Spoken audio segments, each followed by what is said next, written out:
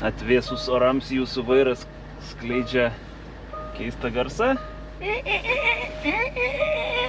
Nedaro taip. Tikrai dažnai tai būna su vairo garsais tokiais drėgnais orais, šaltais orais. Tam turime tokį produktą. Tai yra laiko patikrintas ir užsitarnavęs savo vardą produktas. Revitalizantas vairo stiprintuvams. Pirmiausia, tai reikia pasitikrinti, ar jūsų vairo stiprintuvo mechanizmas yra hidraulinis. Jeigu jis yra hidraulinis, visą šitą špricą,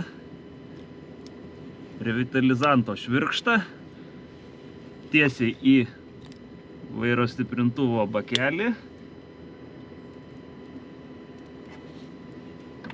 sušvirkščiat, darot, užvedat automobilį ir pasukinėjat vairą.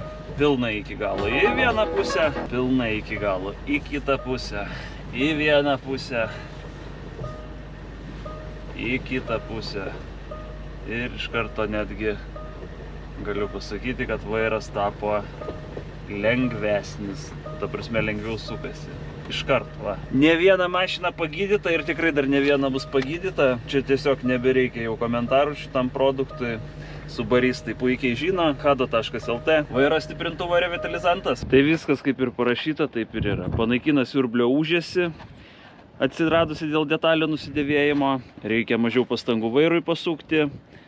Padidina siurblio našumą, padidina hidraulinio vairo stiprintuvo darbo tikslumą jau po 50 ar net 50-100 km. Sumažina hidrosistemos siurblio keliamą triukšmą, vibraciją, saugo detalės nuo dilimo. Teisingai, hado.lt.